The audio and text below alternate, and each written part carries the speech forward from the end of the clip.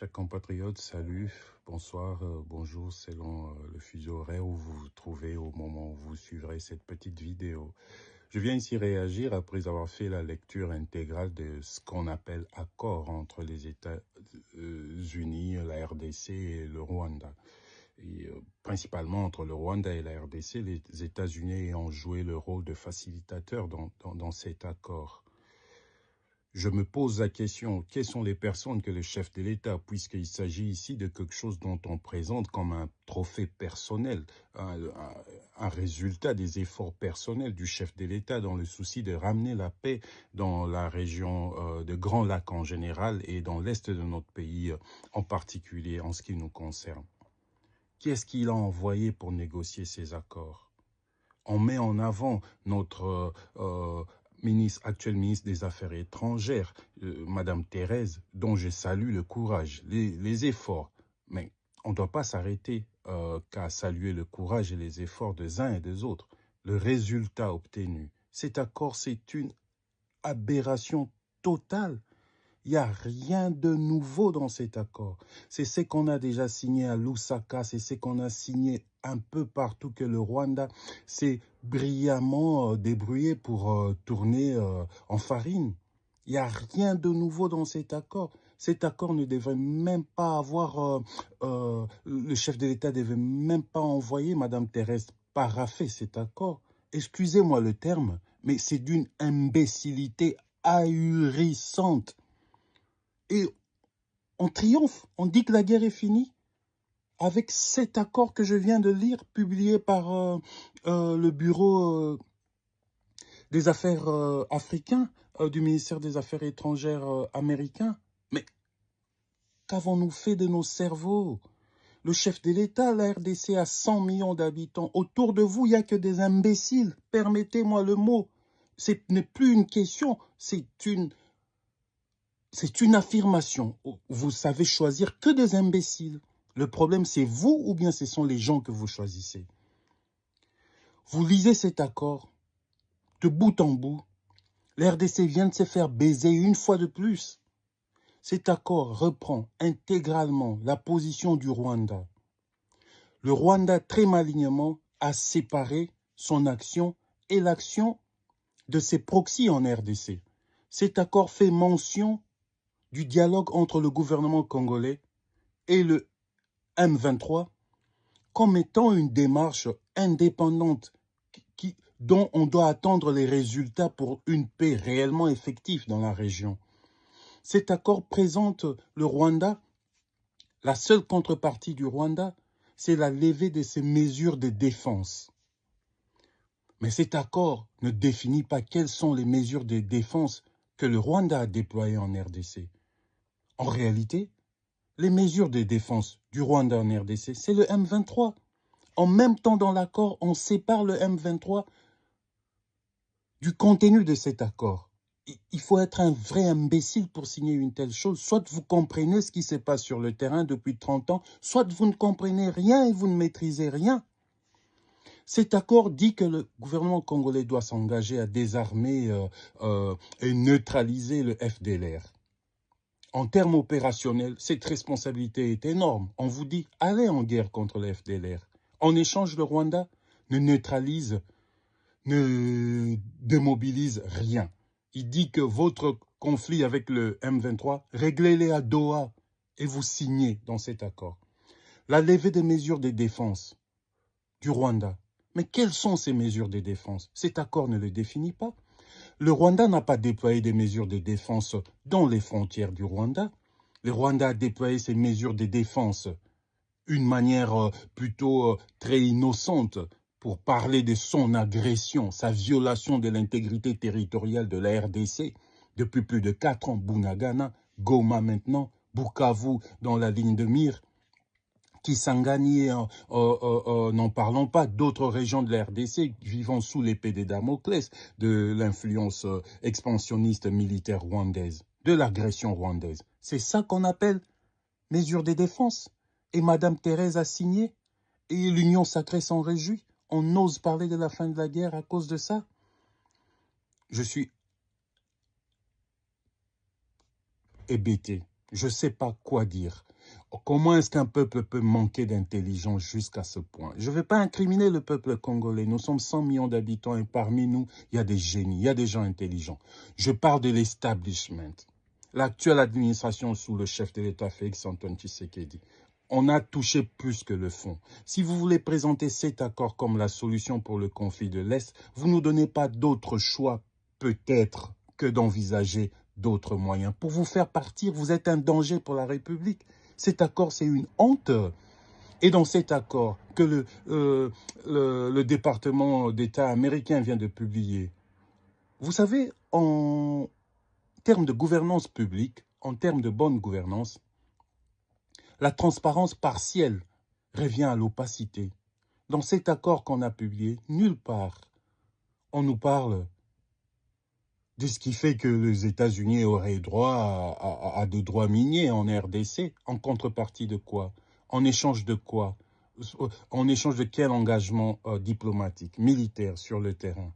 On ne voit rien du tout. On ne voit même pas ces droits économiques, ces droits miniers dont Trump s'en réjouit ouvertement dans une conférence de presse. C'est nullement mentionné dans cet accord. Par contre, dans cet accord, les États-Unis, très malins, précisent que les partis non signataires, les États-Unis, Doha, l'Union africaine, n'ont aucune responsabilité. Ils sont liés en termes de résultats. Il n'y a rien qui le lie dans cet accord. Donc on vous laisse.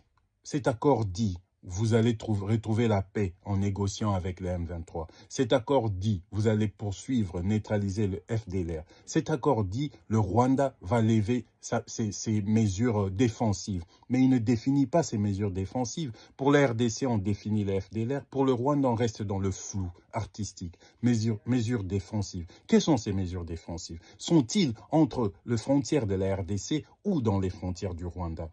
Et on a signé cet accord. Parce qu'on était pressé, il fallait présenter quelque chose, ou bien on n'a pas su dire non à Donald Trump et qui voulait que ça soit signé aujourd'hui pour faire partie de son show aux États-Unis d'Amérique après le camouflet qu'il vient de subir en Iran, dans le conflit israélo-iranien. Pourquoi a-t-on signé cet accord? Cet accord, c'est un vide abyssal. Cet accord ne fait que encore nous prolonger le conflit un peu plus loin, ridiculiser la RDC dans les engagements qui accoucheront d'une souris. Cet accord, c'est une montagne qui accouchera d'une souris. J'attends qu'on me contredise ici avec les éléments de cet accord. D'abord déjà, nous exigeons une transparence totale, pas une transparence partielle. Cet accord qu'on a publié aujourd'hui, elle est partielle. Les États-Unis ont eu droit accès aux minerais congolais, comme Trump le dit. Où a-t-on accouché cela sur un papier?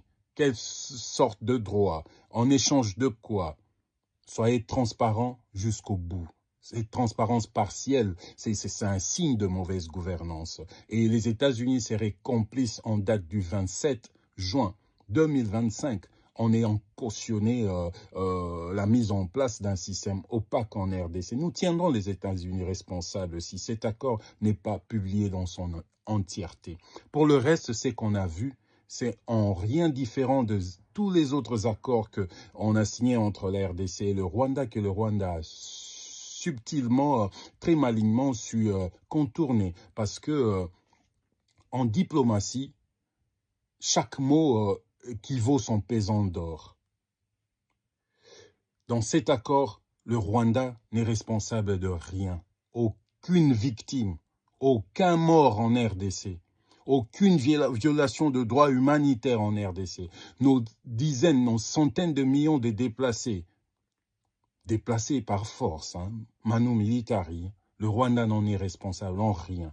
Nos dizaines de millions de morts depuis 1997, 96 jusqu'à présent. Le Rwanda n'en est responsable pour rien. Cet accord, il y a quelqu'un qui est venu piller, agresser, violer, qui continue de le faire, qui s'en sort comme une victime, qui exige que l'on puisse neutraliser le FDLR, que l'on attribue un soutien logistique, financier au gouvernement congolais. Le gouvernement congolais peine à appuyer de manière effective son armée nationale, le FARDC, logistiquement et financièrement. Et vous pensez que le gouvernement congolais aurait suffisamment de moyens pour appuyer le FDLR et aller jusqu'au point de représenter un réel danger, une réelle menace au Rwanda? Qui ont négocié cet accord? C'est une question légitime que l'on se pose comme peuple congolais. Faites-nous la liste de ces gens-là, ces érudits de la présidence, ces érudits de l'Union sacrée, de l'UDPS, qui sont allés négocier cet accord. On voudrait savoir, qu'ils viennent faire un rendu, organiser une conférence en RDC, que ces gens-là nous expliquent, nous, peuple congolais, pourquoi ils ont signé cet accord. Qu'on nous dise quelles sont les motivations, quels sont les dessous de cartes que nous ne maîtrisons pas, qui leur ont poussé à signer un accord aussi vide comme celui-ci. Même si il faut rebander là. Et aussi mbate, eza buzoba, eza soukana buzoba. Je n'ai jamais vu un système de gouvernance aussi nul dans le traitement d'un conflit que l'on vit chez nous depuis 30 ans. Depuis 30 ans. On n'attend pas de devenir ministre pour comprendre comment on dit ça en français, les ins and out de ce conflit. On n'attend pas de devenir président pour le comprendre. C'est quelque chose qui demande préparation. On ne s'improvise pas. Vous ne ramassez pas des amis et des collègues pour aller négocier. Cet accord, c'est une aberration. Cet accord est vide. Cet accord ne vaut même pas un copet. Cet accord ne vaut pas un pénis. Pour preuve, la situation sur le terrain ne va pas changer suite à cet accord. Vous allez encore revenir. On vous renvoie à Doha pour suivre les discussions avec le M23. Et le Rwanda pourrait maintenir ce qu'il appelle mesures défensives en RDC, rebelote. Ça continue. On parlera du M27 cette fois-ci.